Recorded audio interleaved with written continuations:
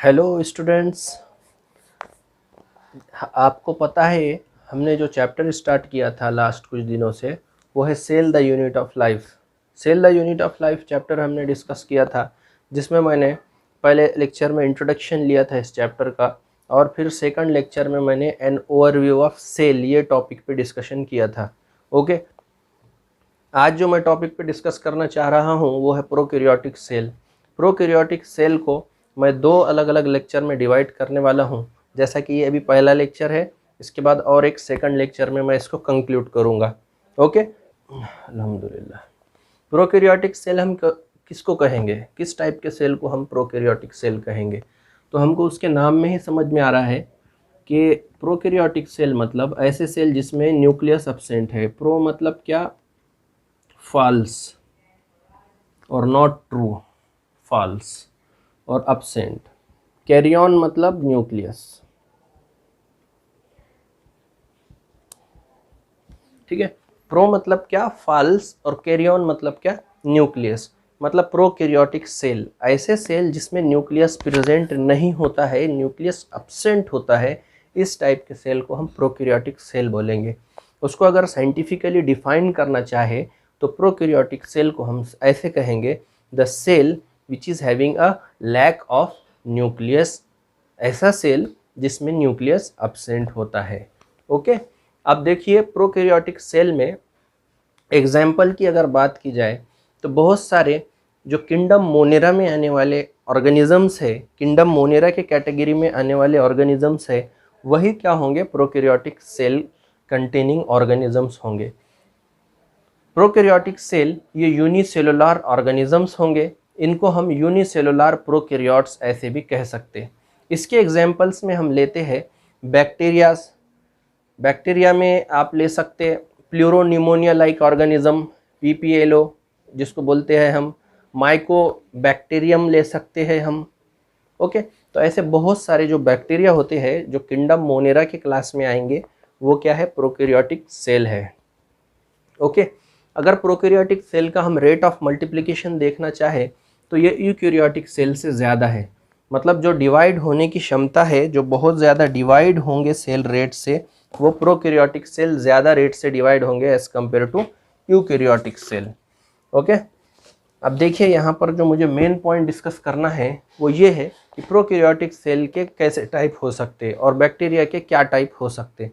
तो basically according to the shape of bacteria, यहाँ पर मैंने 4 अलग अलग बैक्टीरिया की कैटेगरी किया हूँ, जिसमें मैंने बैसिलस है, कोकस है, वाइब्रियो है और स्पाइरलम है। ये 4 अलग अलग मैंने कैटेगरी किया हूँ। बैसिलस जो ऑर्गेनिजम्स होंगे वो रॉड शेप के होंगे, रॉड लाइक ऑर्गेनिज्म होंगे। कोकस जो होंगे वो राउंडेड होंगे, स्फेरिकल होंगे। बैसिलस मतलब जो rod like organisms, sorry actually pen नहीं चल रहा है।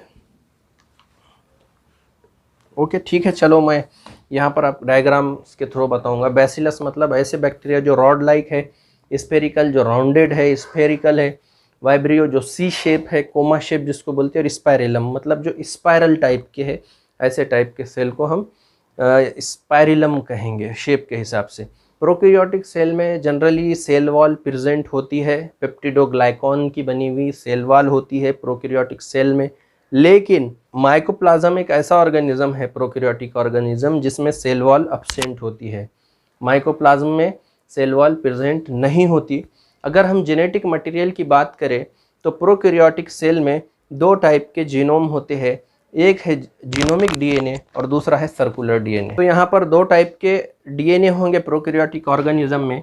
एक होगा जीनोमिक डीएनए और दूसरा है सर्कुलर डीएनए। एक है जीनोमिक डीएनए जो जीन्स को रेगुलेट करेगा और दूसरा है सर्कुलर डीएनए। इस सर्कुलर डीएनए को मैं प्लास्मिड भी ऐसा बोल सकता हूँ। ओके, सर्कुलर डीएनए को हम प्लास्मिड्स भी बोल सकते हैं। और ये प्लास्मिड जो होता है ये इस टाइप का इनका शेप होता है, सर्कुलर राउंडेड होता है, इसलिए हम इसको प्लास्मिड कहते हैं। बायोटेक्नोलॉजी में इसका बहुत ज़्यादा एप्लीकेशन है। ये जो प्लास्मिड डीएनए होता है जिसको हम सर्कुलर डीएनए कहते हैं, इस डीएनए को एज अ वेक्टर हम यूज़ कर सकते हैं। यहाँ पर ये जो पर्टिकुलर प्लास्मिड होता है तो इस पर बहुत सारे डीएनए के अलग अलग कोडिंग होते हैं।